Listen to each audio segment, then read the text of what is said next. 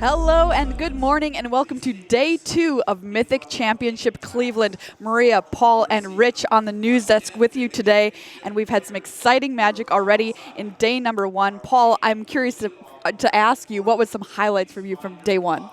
Well, just first of all, the overall diversity is something that I really enjoyed. But I have to go with kind of the epic Game 3 in Mike Segrist's match, where really you just saw people go super deep with sideboarding because it was 2 slower matchups just crashing into each other. And Mike basically drawing his entire deck to find the one card he needed to actually come back and win the game, and then mill his opponent out with Screaming Shield. So that was in draft, obviously, and we're going to kick things off again with draft this morning. White-Blue Nonsense was a deck that kind of made its way to the top of a lot of 3-0 drafters yesterday. We'll see if the same thing can happen again today. But first, let's take a look at the leaderboard. Where are we at? Which players remain undefeated? And where do we have yet to go this morning? Here we go. Rob Pisano, Michael Bonda, both at 8-0. Rich. Right, so they, of course, are going to be in our feature pod, and we're going to see Michael Bonda draft later on this morning, but also at pod 1. You've got Autumn Burchett. They've done fantastically well yesterday.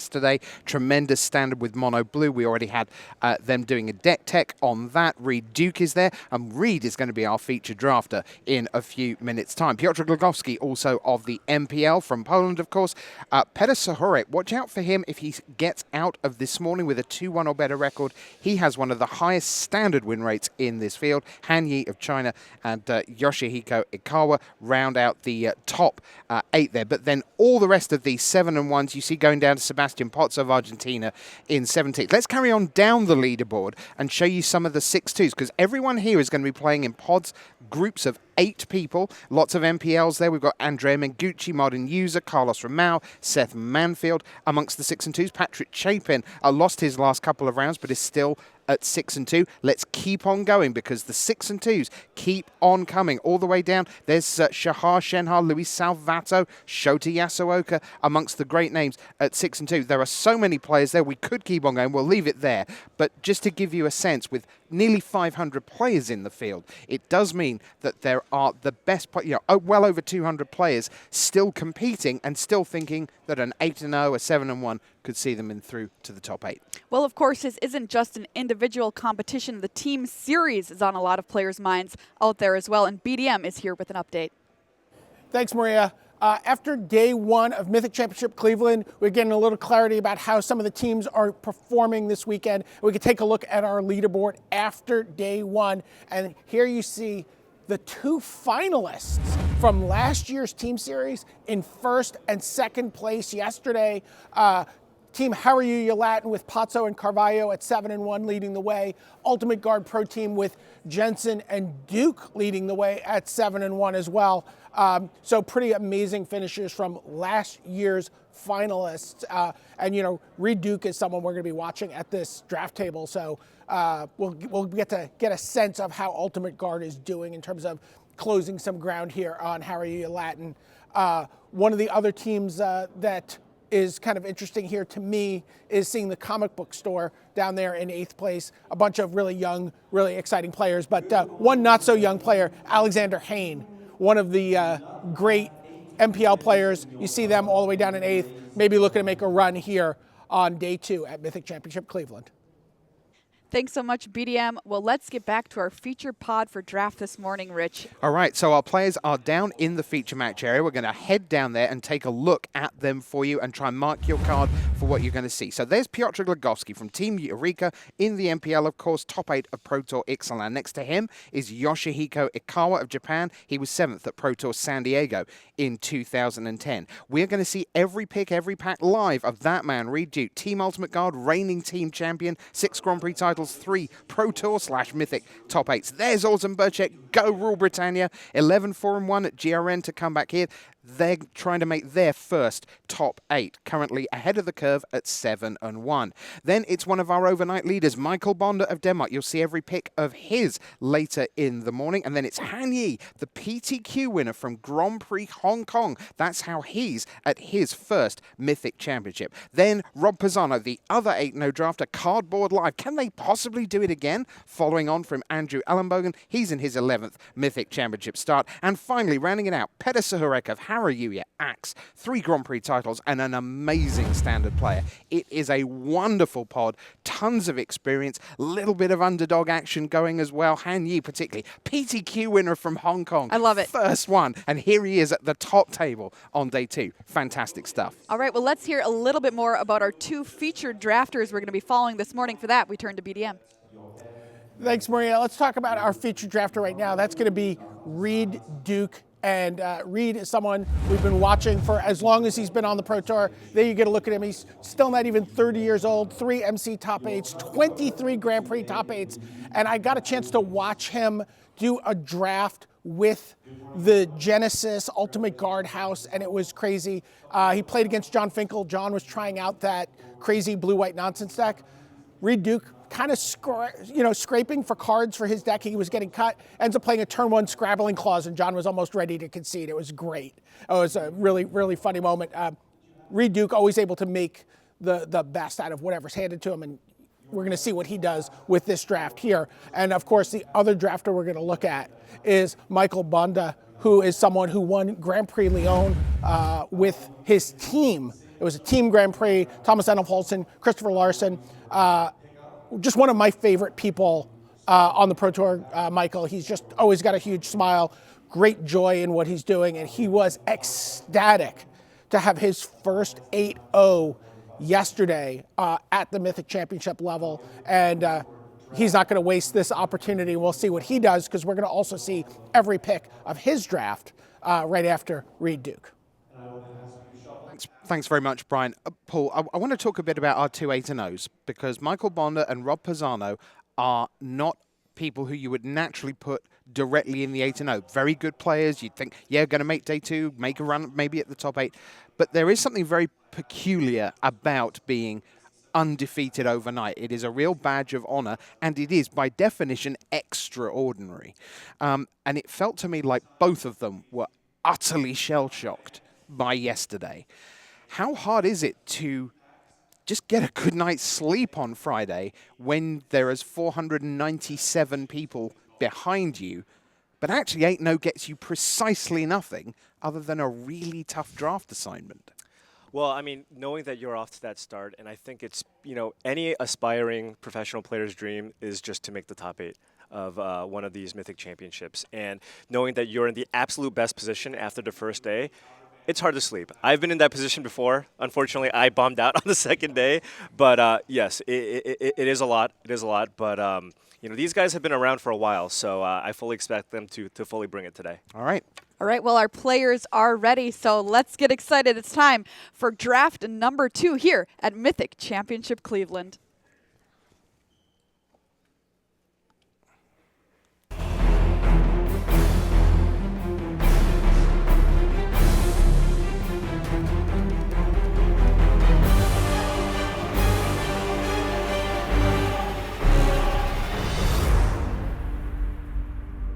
Hello there, welcome back to the booth here at Mythic Championship 1. From Cleveland, I'm Marshall Sutcliffe. That is Simon Gertzen. It is our great pleasure to bring you coverage of Booster Draft number 2 here on day 2. Let's take a look at the table. Let's kind of set the table here, Simon, as we look at our main feature drafter right in the center there, Reid Duke, with a really nice deck in one of the niche archetypes that we talked about a little bit yesterday, and we'll see if he's going to run that back here. And then going around the table, well, as you might imagine, at one of the top tables here, Rob Pisano, we got to watch him yesterday down the stretch as well, Michael Bonda, Petr Sahurik there, Pyotr Glogovsky. These are some big names. Yeah, absolutely. We're talking about MPL level players, 8-0s. Autumn Burchett is not only great at standard, but also in...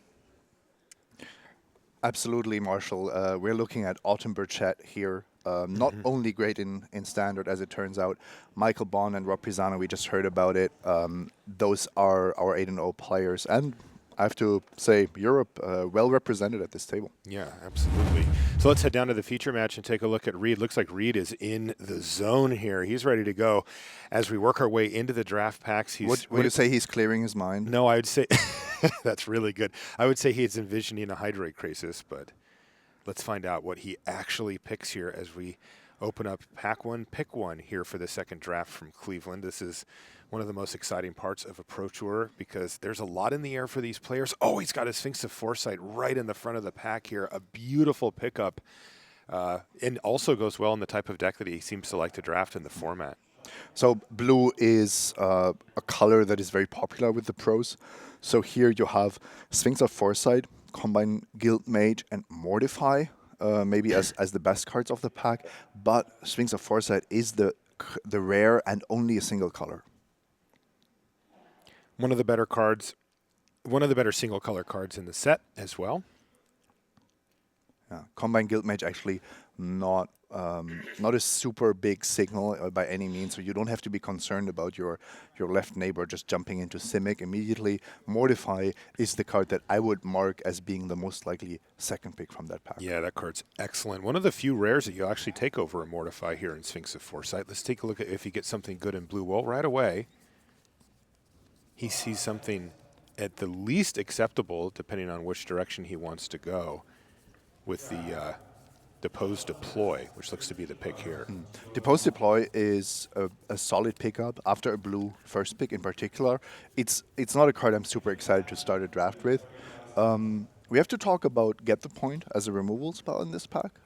And then Priest of Forgotten Gods. I think that is definitely a card that can be scary to play against. Yeah, absolutely. A pretty poor follow-up for the Sphinx, as it turns out. Because Dimir is not in Right. in this set. Yeah, you just must position yourself to take advantage of the gold cards in this set. I've seen a precious few drafts that went 2-color off guild, and that is just a very risky proposition to say the least. Ooh, a Gate Colossus third pick here for Reid. Gate Colossus, of course, one of the best payoffs for the Gate-specific deck, but you can run it in a not full-on Gates deck as long as you're willing to play some number of Gates. It looks like Reid has a Rester's Admonition pulled to the front ahead of it, though. Interesting. It looks like he's almost not considering the Gate Colossus. He's got to be considering or it. Is he already sure to take it and just wants to know what he's passing here? Let's find out. No, he's going to go for the Rester's Admonition. So Reid not interested in the Gate Colossus. Again, it really shines in a Gate-based strategy, but that can be quite difficult to actually get and very risky. But you can play it even if you're only playing 4 Gates or something like that. And that's a difference between the Gate Colossus and the other Gate payoff cards, which are really not great if you don't have the Gate. Wow, and this pack actually has a lot in common with the pack that we saw prior. It has an Imperious Oligarch and a Get the Point as well. But Reid, once again, looks like he's content to keep cutting blue and playing this sort of extreme control deck. He actually has Slimebind pulled to the front. That's one of my absolute favorite cards in these types of archetypes because it's an interactive card that prolongs the game early against the quick aggressive starts, and it's still serviceable in the late game, even against some big creatures. And the fact that it has flash means you don't have to commit too early to it, so you can even use it as kind of a combo trick. Interesting how Reid is approaching this draft. He's not going for power level only. He's really picking those blue cards to send the right signals to his left. Feels like he knows what kind of deck he wants to draft, and there's just enough here to make it worth it. There's Thought Collapse and Terramander now. He's still very open though. He's passing an Aeromunculus here, so Simic is probably drying up a little bit on the left, but I think Azorius is still very, very likely, and even Simic wouldn't be out of the question. Yeah, he took Terramander out of that pack. It is a card that goes well in the strategy that he's looking at. And there doesn't really seem to be much here as far as blue Humongulus. Yeah, that would really only be the pick if you absolutely wanted to make sure that nobody else is in blue to your left. Yeah. Maybe you're dreaming of High Alert. But Biogenic Upgrade, I think, is a card that you could definitely pick here. Very powerful. If you end up in Simic with a few creatures, could be good. And if you don't play it, you're not too upset about this pack. Right. You have to look at what would he have taken over it. Well, nothing. Right. Humongulus isn't really a card that you want to play. There's a Windstorm Drake. He passed one of those earlier, as well as a Sage's Rose Savant in blue, which is Reid's, well, it's his primary color and currently his only color. The only non-blue cards that he could really consider are the Biogenic Upgrade and then his second pick from before, the Post Deploy. Windstorm Drake has a tough spot in this format because it's arguably worse than Chillbringer. So you have an uncommon 5-drop flyer, 3/3 flyer that's just worse. Yeah, than literal a same common. casting cost, ability, and power and toughness, and it's just worse than Chillbringer. It's very strange. You don't see that very often. Looks like not a whole lot here for Reid as well. Another Homunculus is the only actual blue card. He could take one of these green cards, a Wrecking Beast, a Scuttlegator, or a Gift. He's just going to take Cinder Vines. I wouldn't expect him to play that. No, that's more like a standard sideboard card. Yeah. That's a late applied biomancy. That must have been the pack that he started with, where we had the Combine Guild Mage and Yep. the Mortify. I know Reid likes the Fairy Duelist because he's got that pulled to the front, and it looks like he just wants to take that.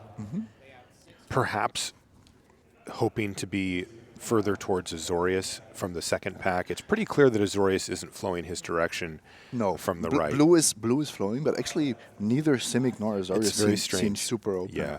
And But- maybe this is a good time to mention the deck that he drafted yesterday. For Yeah. those that are not following him on Twitter, he drafted a deck that has been popularized by Andrew Cuneo. So in this particular version, he only had 5 creatures, and he's basically winning by looping Clear the Mines, making sure that he just never runs out of cards. And the key to this deck is usually a critical mass of card draw spells. Yeah, even some of cards like Shimmer of Possibility, that kind of thing. He had a Verity Circle yesterday. I mean, this was this thing was kind of a machine of a deck. And the funny thing is, of course, Andrew Cuneo, part of their testing team, and Yeah. with him, you never quite know if he's trolling or not, or Yes. actually serious about something. And I find it fascinating that some of the best players in the world have apparently realized that this is not just some joker's idea, but it is actually something that they are willing to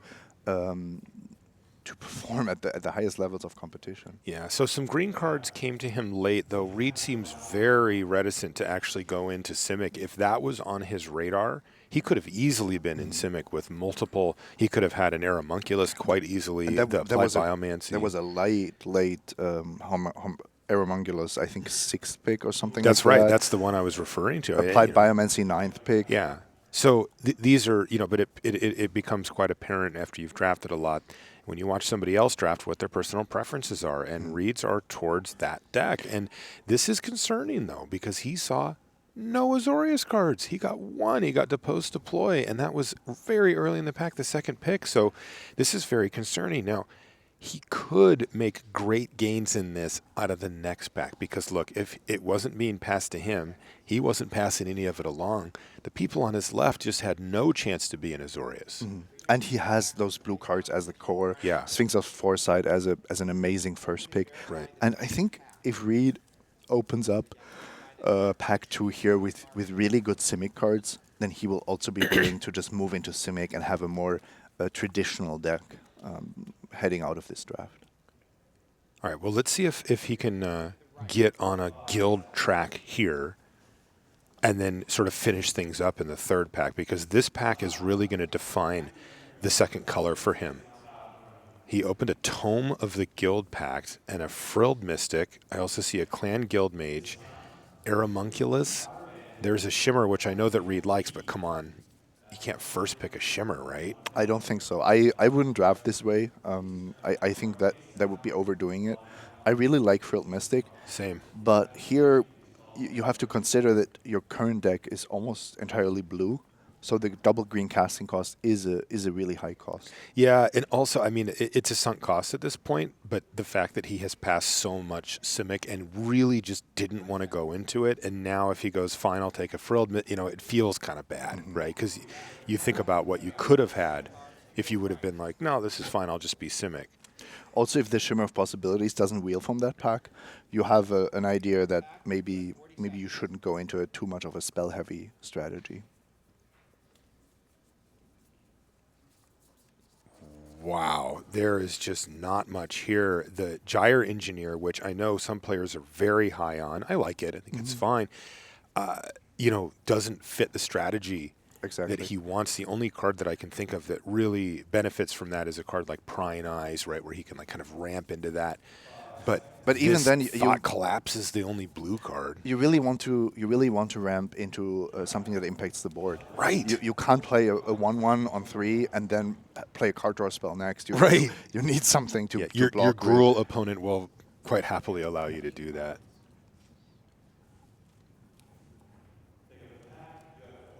Pick up your pack. You have 35 seconds. All right. Let's see if something can come together for him. Okay, there's something. It's a Law Mage's Binding, but read the pack, right? Mm-hmm. Sure, there's one Law Mage's Binding. Great. There's a Quench, mediocre. This is Civic Stalwart, where I'm getting cold feet. mediocre. Yeah, same. I've passed all these get the points, but nobody's drafting Rakdos. Right. And that means the players to my left are probably drafting one of my guilds. This is incredible. There's a Hackrobat, a Cult Guild Mage, and a Rixmati Reveler in this pack. Which is absurd. Which is absurdly powerful. That's insane. And he passed two get the points. There's this, you know how when players say, Rakdos is my least favorite guild, suddenly it's possible that nobody wants to touch those cards anymore. Even though that's not what you should do, you always have this subconscious bias. Yeah.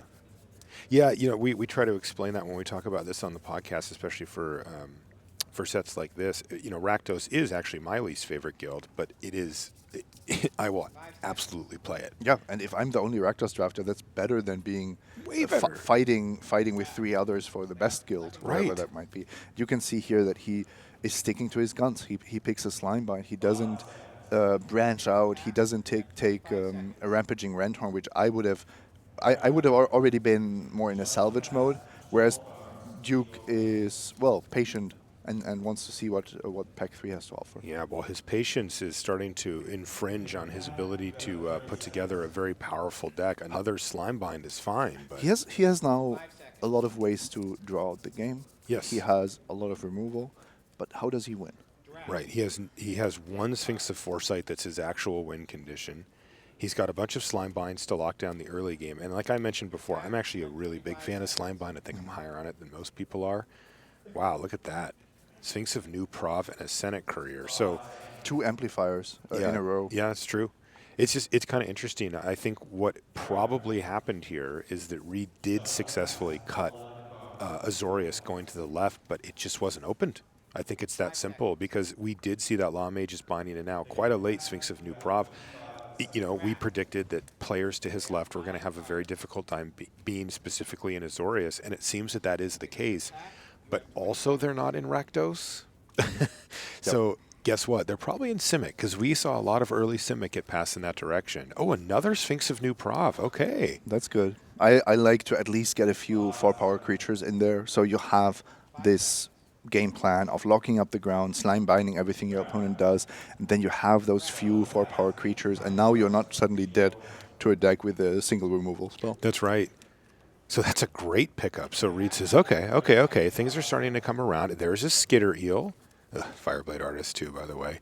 But Skitter Eel's a solid playable in Reid's colors. So, okay, this is starting a little bit of glimmer of hope here down the stretch.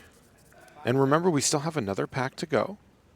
Yeah, he's getting a little bit of beef, even though he's basically drafting a monocolored deck almost. He really is. I mean, it's interesting. There were two the packs with the Sphinxes, Svingen, but it's really I like that. it's really not. There's that Shimmer. It did come back. Aeromunculus, no, but Shimmer, yes. Which this is what Reid wanted anyway. Yeah, we have to pick his brain about this draft. It's a weird one. What I see, what I'm observing here is that Reid sat down and was looking. I guess Force is a little bit strong, but strong preference for this blue-based control deck. Yep, and right? then that and it wasn't there. But supported with his first pick, right? Then you open Sphinx of Foresight, and you're like, okay, we're doing it. But Reid was very clearly not willing to come off of his colors at any point and did not want to be Simic. Like, those are the things that really stood out to me. That was surprising to me. I think there were various points where you could just pick up mediocre to good Simic cards and be reasonably happy with how your draft would be going. Right, but Reid continually took the mediocre monocolored the blue cards over those cards, and now he finds himself, he's really at the mercy of the pack. So this is the downside to kind of having a strategy in mind and pushing for it. Reid kind of got shoved in that direction with that Sphinx of Foresight, and when you already have that in your head and then you get a push that strong, it can be very difficult to really go off of it. But again, the thing that stands out to me is that he doesn't want to be Simic. Yeah, and that's a fine stance to have. We don't know about all the detailed preparation that this team did. Yeah. You can see what they value, what they maybe don't want to draft. Azorius is a great guild if you can be in it. Here, like I said, it's mono blue, right? We have a Frilled Mystic and we have 2 of the blue-white Sphinx, and that's pretty much it when it comes to gold cards. Yeah, he just has that deploy. Deploy is his other And option. if I think we both agree that blue is one of the best colors in this format. Chillbringer is one of the cards that make it as good as it is. That's a card that Reid doesn't have, but he has uncommons and rares to make up for that. Yeah, he also did pick up that 1 copy of Law Mage's Binding, so I would expect the Frilled Mystic to go bye-bye. And I would see that's the probably Law Mage's history. Binding. Yeah, the Law Mage's Binding and the pair of Sphinxes. And yes, I did say Sphinxes, because have you ever heard the real plural for Sphinx in English? It's not good. In English, no. Yeah, don't look it up. It's bad. I liked your That's the like German. Is it that's the German version. Yeah. Svingen? But those, I tell you what, though, those 2 Sphinx of New Prov, those were a big relief for him because they provided a lot of information, 1, about his plan working, and 2, you said he needs win conditions, and those are 2 very serviceable win conditions. Absolutely, and now his mana base is not going to be perfect, but you can probably get by with 6, 7 white sources, even if maybe they don't always land on turn 4. I'm really excited for pack 3 because this will decide how good this deck can still be. At the conclusion of this pack, I'm going to ask for you to remain silent. We're going to ask you to review your cards for stamps, but then we are going to move. Yeah, I think this hasn't gone as smoothly as possible, but that Reid's still in a very reasonable position coming into this 3rd pack. All right. I agree. The Third pack, open and verify that it has Priest of the Forgotten Gods is a card that I would be very scared about because all the slime binds in the world are not gonna save you from that. Yeah, you're playing right into their hands, actually. Another card that Reid does not have any copies of that he had, I think, 3 of in his deck yesterday is Sphinx's Insight, where you get to draw a whole bunch of cards, and he doesn't have a real card draw engine going quite yet. So let's see what he finds here. Applied Biomancy, Bring to Trial. He's brought the Azorius Guildgate to the front. That is something he's going to want to check that box. There's a Skatewing Spy in the middle of the pack as well as a really solid card. I think if I were him, I would look at the Guildgate and the Spy as my top 2 options. The Guildgate, the first Guildgate is a big deal when you have 2 Sphinx of New Prov. That said, Skatewing Spy is a very solid card. It's between these 2 cards. I'm leaning towards the Guildgate, but if you want to have a little bit more power and the consistency of the white splash is not as important to you, you could definitely go with the Spy as well. And by the way, when Simon says splash, he put air quotes on it here in the booth because he means mono blue splash white. Splash double white cards. Yeah. Yeah, I like that pickup from Reid there. That's a disciplined pick from him. There's an Azorius Locket that would also go nicely in his deck, and there's his signature card, the Clear the Mind. Archway Angel, a fine addition to a deck like this, but with just 1 Guildgate, it looks a lot worse. Well, he could just kind of scratch that itch right now and just say, all right, I'll take 2, Guildgate's pack 3, pick 1, pack 3, pick 2, and kind of feel like he's okay already. I mean, 1 more would be nice, but if you get the 2, you feel like you've got a serviceable mana base. And you have a really good shot at wheeling one of these first 4 cards he has at the top there. Yeah, the Savant It's unlikely that all of them are being taken. Only 7 other players at the table, of course. And this one I wouldn't even call the discipline pick. This is just the correct pick based on what you're most likely to wheel. I think he could have had 8 Aeromunculus, by the way, just saying. Okay, he finds a Code of Constraint, which definitely fits the bill, though. Again, Where are the gold Azorius cards? He is seen none from this direction. Just nothing. I think the only one he's seen is that Depose Deploy coming this direction. And that was pick second. 2. That was second pick. So Doesn't even count. The information you gain from your second pick is still very, very restricted. Yeah. No Night Arbiters, no Sphinxes inside. I mean, these are commons. No Azorius Mages, uncommons only. except for the Sphinx from the left. Yeah, only from the left. Nothing. By the way, Code of Constraint is a little bit redundant when you already have so many slime binds. Look at this. Wow, an Azorius Guildgate and an Absorb with a Skatewing Spy. There's a gold card. We finally found one. Yeah, the problem is it's not much better than Thought Collapse. Thought Collapses he already has. It's an interesting pick. But it's a rare, Simon. Yeah, that makes it. It's that makes a it rare. better. Yeah. Yeah, see, Reid knows what's up. He would like that third Guildgate, and I would assume that if he did not already have 2, he would have actually taken it there as his second, but he feels, Absorb's a powerful card. And there's a Shimmer. There are diminishing returns to those Mystic. Guildgates. When you have already 2, Yeah. you don't really need that much more. The third is a nice to have rather than a great. But it looks like he's just going to take a Shimmer here. Boy, that Frilled Mystic, though, I'm like... He could also play 2 Frilled Mystics on top of it. Come on. Would you rather have 2 Frilled Mystic or 2 Sphinx of New Prov? That's a question. That's a good Well, question. he actually did take the Frilled Mystic. Oh, in the Did he just cut it? I mean, there wasn't really much for him. There was a Shimmer. Sure, but that's not a big deal. He likes it. All right, well, we technically... Oh, I was going to... I spoke too soon. I was going to say we technically got a gold Azorius card because of the Senate Griffin, but he got another Sphinx of New Prov. Weird. Just starting on turn 4, you just start casting those and wait till your opponent drops dead. Wow. It is very difficult to deal with opponent who casts multiples of those because they always get in for damage. Yep. You have to before you exploit can that kill them. they only have 3 toughness, so you really have to have a certain ground force to attack with. That's right. Hey, it's Azorius cards. Now they all show up, Reid says. What is going on here? Sphinx's Insight and Azorius Night Arbiter. And now, of course, in the same pack because that's how drafting works. You never get them all spread out beautifully where you just get to pick one per. And I mentioned how much Reid likes Sphinx's Insight, and he's picked it up. And I'll tell you what, those last 2 picks really kind of saved this. I mean, now his deck is starting to look actually quite good. And something that's important to mention is because he's picked up more white cards, his mana base is actually going to be more consistent. This means he can play more planes, which means the Sphinx of New Prav is going to come down more reliably, and everything is just going to be smoothed out. You don't want to be a deck that is 75% blue in this format. He takes a Quench here. Fringe playable. He might play it, he might not, depending on his curve and such.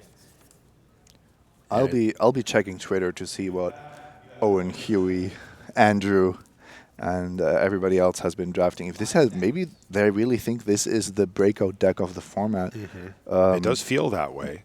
Where even if it doesn't quite come together, you always get something good. It's a slower format than Guilds, right? It so is. you can do things that seem a little bit crazy. So, by the way, a little bit of advanced drafting there from Reid. He could have taken a Bring to Trial for his deck, but he actually took Sagittar's Volley over it. He's hate drafting. He's taking cards away that are good against him. Think about his best cards, Sphinx of New Prov and the Sphinx of Foresight. Having a Plummet, that's what we call those cards, the green cards that kill a flyer for cheap, floating around in the pod, not what you want. So he's just going to go ahead and take it. It's one of the few ways you can actually get that Sphinx of New Prov Also, he has out of the sky. he probably thinks that there's a Simic drafter to his left somewhere. Yeah, which is probably why he cut that Exactly. Frilled Mystic, right? And we are down the stretch here. So how did it come out, Simon? Got a little bumpy in the middle. Reid seemed very, very much that this was the plan he wanted. But he did get kind of fortunate, right? I mean, all those Sphinx of New Provs came late to mid-pack in Pack 2 and Pack 3. The power level is there.